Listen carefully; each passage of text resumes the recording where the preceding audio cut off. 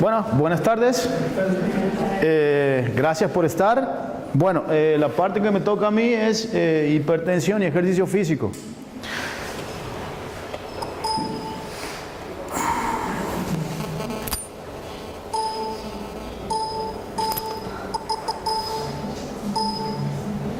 ¿Qué pasa?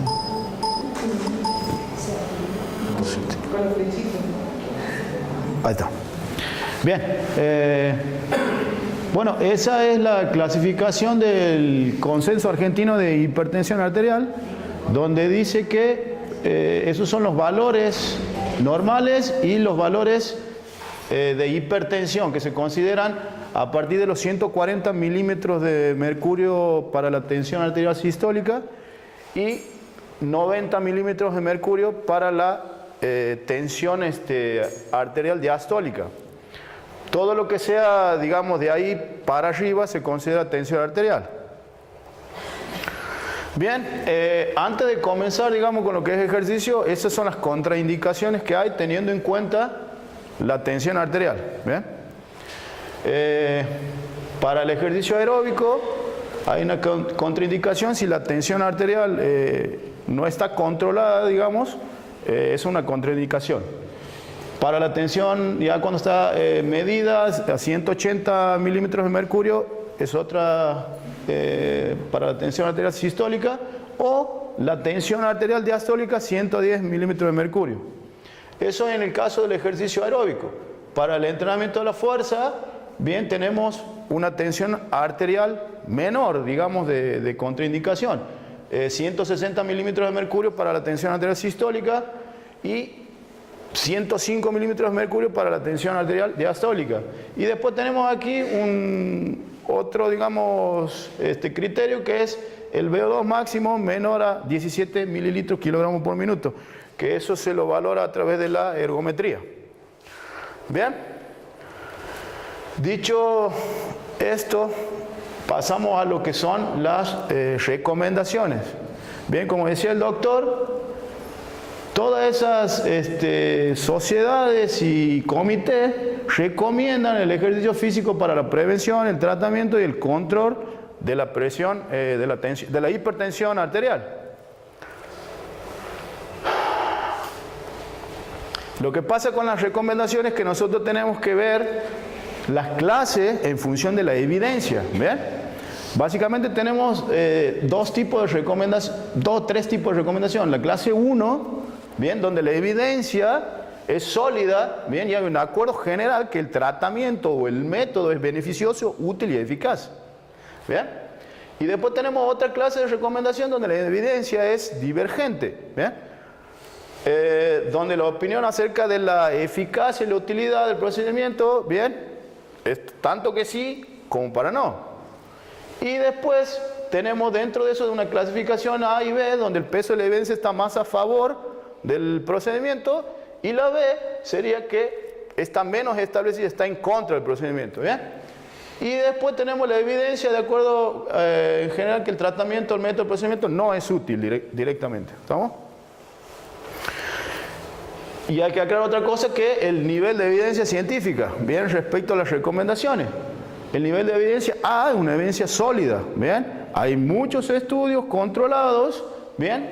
Con un diseño adecuado, con conclusiones, con métodos estadísticos y conclusiones correctas y que son biológicamente significativas. A eso nosotros le llamamos evidencia de nivel A. Y después pasamos a la evidencia de nivel B, que estos son, digamos, datos presentes únicos de ensayos clínicos, uno que otro estudio, digamos, que está a favor del procedimiento. Y después tenemos el nivel de evidencia C, que es básicamente la opinión de los expertos, pero no hay ningún estudio, digamos, que avale esa opinión. ¿Bien? Esta es una revisión hecha por Pescatello, ¿bien? Donde lo que ha hecho es tomar todas las revisiones, digamos, todas las recomendaciones que hay sobre ejercicio en hipertenso y compararlas.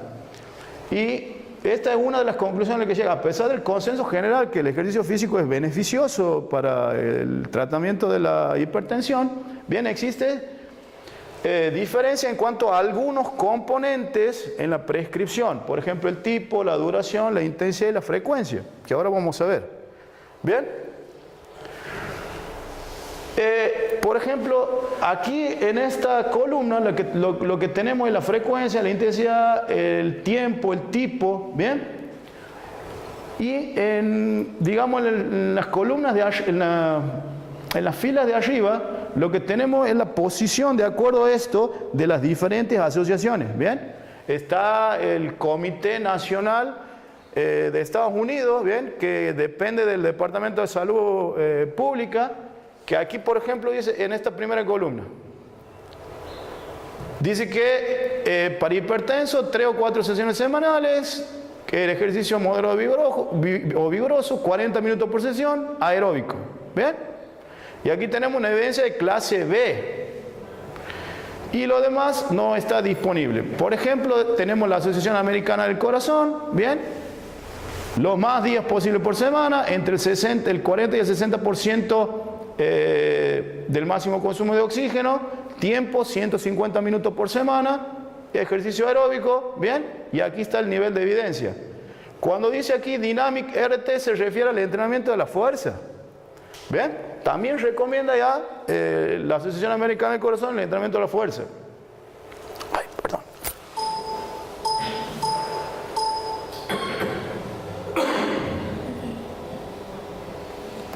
Bien. Fíjense que el Colegio Americano de Medicina del Deporte también lo mismo, coincide bien con la Asociación Americana del Corazón, pero dice entre 30 y 60 minutos continuos, bien, acumulando en periodos de alrededor de 10 minutos. Bien, también el ejercicio aeróbico, y aquí tienen el nivel de evidencia. La Sociedad Europea de Hipertensión y la Sociedad Europea de Cardiología, 5 o 7 días por semana, moderado, alrededor de 30 minutos por día, aeróbico. Bien. Y después tenemos el programa de educación canadiense para la hipertensión. Entre 4 y 7 días, moderado, una acumulación entre 30 y 60 minutos, ejercicios aeróbico dinámico. Bien, y aquí está la evidencia. Con rojo yo le he puesto lo que todos coinciden. Bien, fíjense que todos coinciden en el ejercicio aeróbico.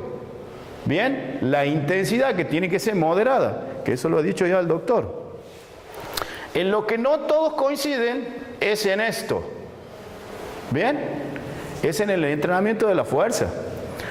Es más, el Colegio Americano de Medicina del Deporte da quizás una dosificación un poquito más clara, que es alrededor del 60 al 80% del RM, y da repeticiones de referencia. Bien. Tanto la Sociedad Europea de Hipertensión como de Cardiología no da ninguna referencia en cuanto a la dosificación. Simplemente dice hacer entrenamiento de fuerza 2 a 3 veces por semana. ¿Bien? Y el programa canadiense para educación de la hipertensión simplemente dice dinámico, isométrico. Bien, no da muchas referencias. Aquí tenemos que tener en cuenta que aquí está el nivel de evidencia. Bien, seguramente no hay dudas de que la indicación de ejercicio aeróbico de intensidad moderada es beneficioso para la salud. Pero la evidencia, bien, aquí todavía no es tan sólida como en el caso del aeróbico. ¿Bien? Entonces, para dejar algo en claro, por ejemplo, el entrenamiento de la resistencia respiratoria, bueno, es un poco lo que hablaba el doctor. Caminar, jogging, natación, andar en bicicleta, bien, la frecuencia entre 3 y 7 días, 30 a 60 minutos por sesión, o 150 o 200 minutos semanales. Comenzar con 10 minutos, digamos, de trabajo. No quiere decir que van a ir y se va a programar una sesión de 10 minutos. Toda la sesión lo que tiene es una parte inicial donde se hace lo que se conoce la entrada en calor o el calentamiento. ¿Bien? Después tiene una parte principal donde si la persona recién va a comenzar sería alrededor de 10-15 minutos de estimulación y luego la parte final de la sesión, que es la vuelta a la cama.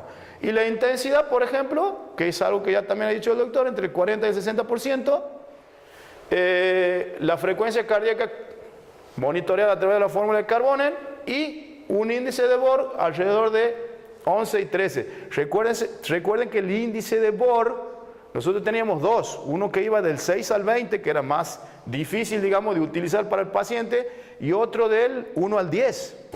En el caso del 1 al 10, estaríamos hablando de una intensidad entre el 5 y el 6. ¿Bien?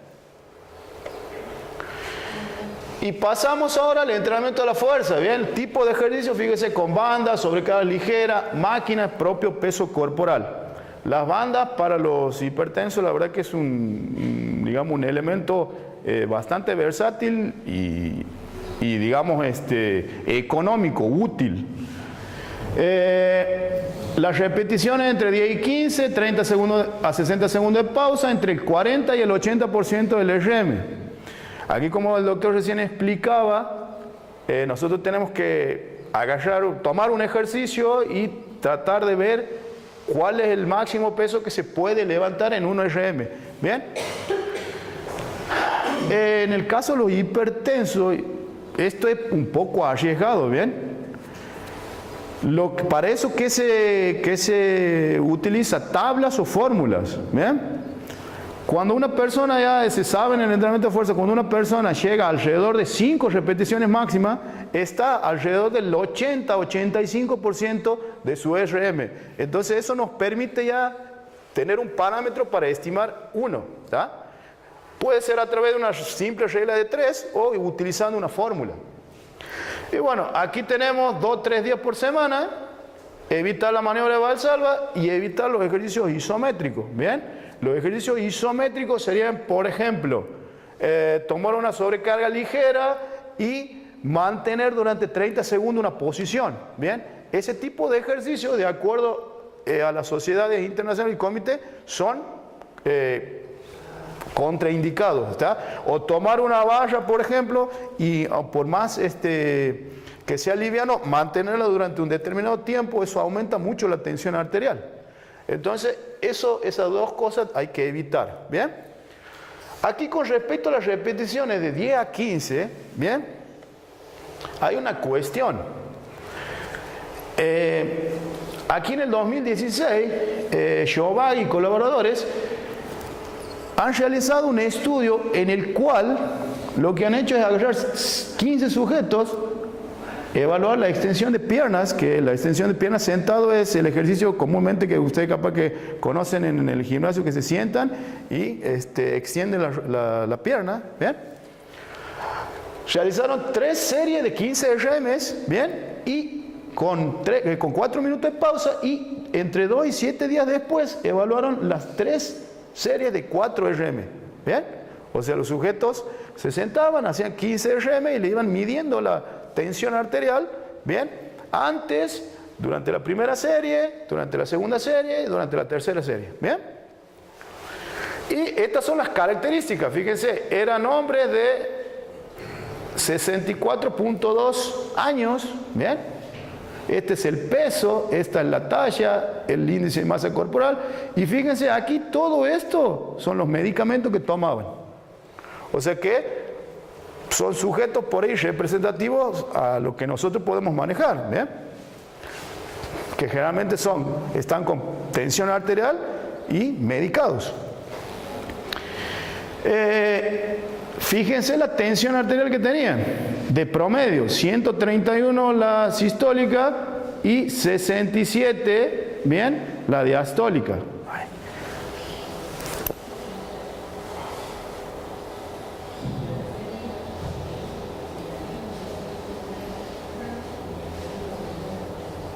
Bien, este es el resultado de la tensión arterial sistólica. Lo que está aquí abajo, ¿bien? En blanco, en circulito blanco, es la tensión arterial, cómo se ha comportado realizando 4 RMs. ¿Bien? Lo que está en círculos negros es cómo se ha comportado la tensión arterial realizando 15 repeticiones máximas. Fíjense, en la primera serie, ¿bien? Los que realizaron 4 repeticiones máximas tenían alrededor de 140 milímetros de mercurio, mientras que los que han realizado 15 se ha ido cercano a 180. ¿Bien? Y fíjense que en el caso de las 15 RM, la tensión arterial ha tendido a aumentar levemente, ¿bien? Pero siempre fíjense en el rango de alrededor de 180, 170. ¿Bien? En el caso de las 4 RM, fíjense que se ha mantenido a alrededor de 140, 120. ¿Bien? Ahora vamos con la tensión arterial diastólica. ¿Bien? Ha tenido un comportamiento similar. Fíjense, alrededor de 100 milímetros de mercurio en el caso de las 15 RM, y fíjense alrededor de un poco menos, entre 60 y 70, casi 80 milímetros de mercurio alrededor de todas las 3 series. ¿Bien? ¿Qué conclusiones podemos sacar de esto? Que es mejor en los sujetos, de acuerdo a los resultados de este estudio, que es mejor trabajar con pocas repeticiones que con ese rango que recomiendan. Ahora bien, lo otro está escrito en varias recomendaciones de sociedades internacionales. ¿Bien? Y este es solamente un estudio, ¿bien?, que se ha hecho el año pasado, que está publicado, ¿bien?, pero que aporta evidencia como para ir modificando esas recomendaciones. ¿Bien? Es algo a tener en cuenta. Bien, y como conclusión, esto. Por ejemplo, se debe analizar cuidadosamente las clases de recomendaciones de ejercicio físico de las diferentes entidades y el nivel de evidencia científica. Eso es muy importante porque muchas veces nosotros leemos las recomendaciones y las tomamos tal cual está, ¿bien? Y no prestamos atención a que realmente qué es lo que dice y qué evidencia tiene. ¿Bien? Se debe respetar a rajatabla las contraindicaciones que he dado primero, ¿bien?, con respecto a las contraindicaciones de la tensión arterial. Y en el caso de los pacientes hipertensos, siempre se debe monitorear la frecuencia cardíaca y la tensión arterial.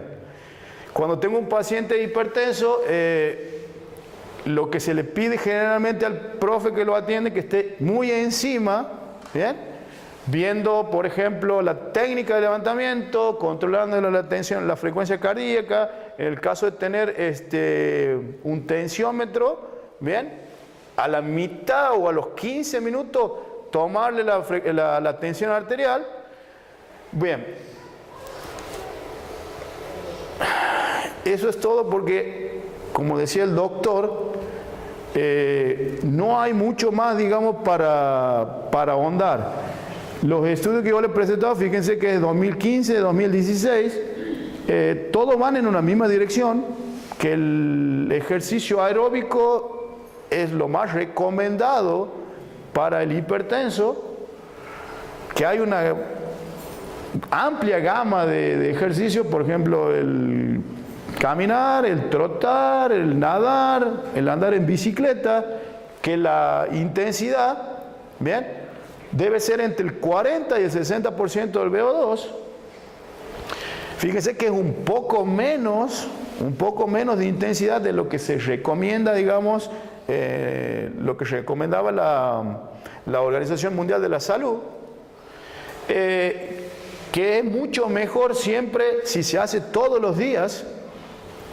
Y con respecto al entrenamiento de la fuerza, se está viendo que es beneficioso, y como decía el doctor también, se está saliendo un poco del mito de que el hipertenso no podía realizar entrenamiento de fuerza, pero en esas, digamos, en esas directrices, ¿bien?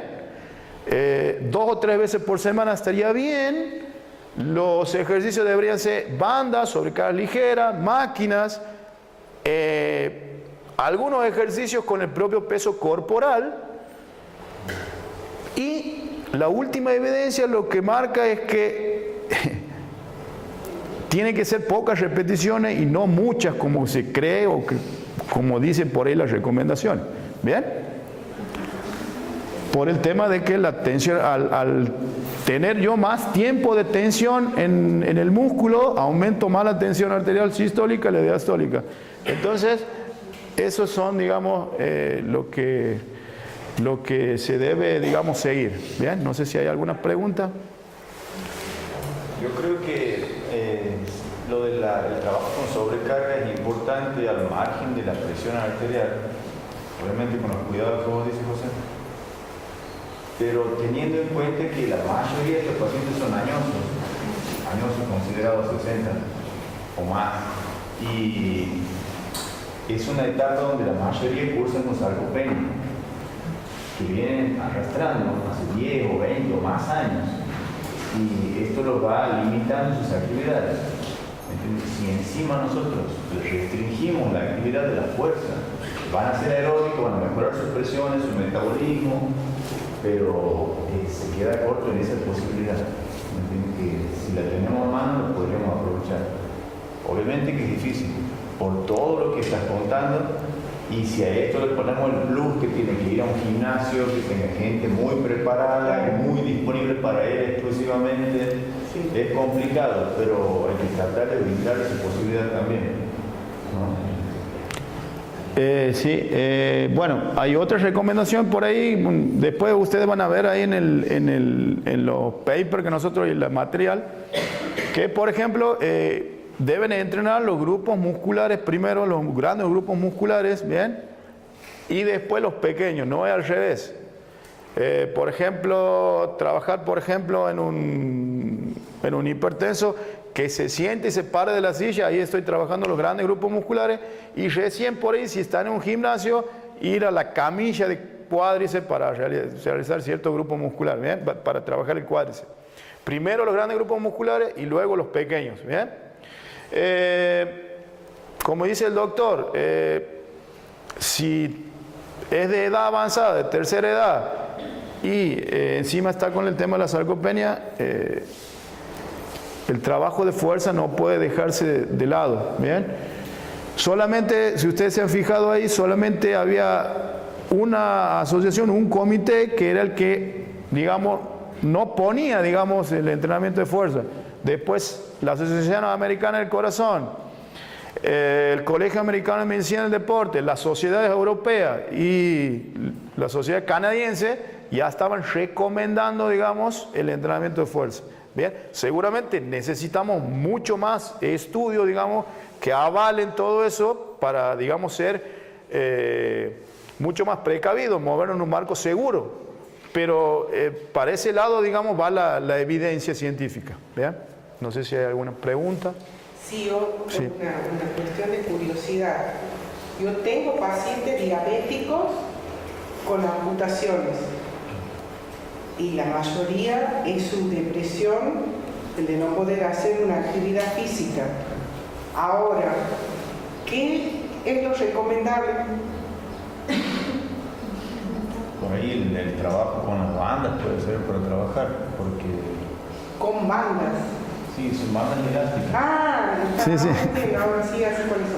Son bandas elásticas que por ahí la dificultad que pueden tener es un trabajo que puede ser aeróbico, y también va a tener un poco de fuerza siempre.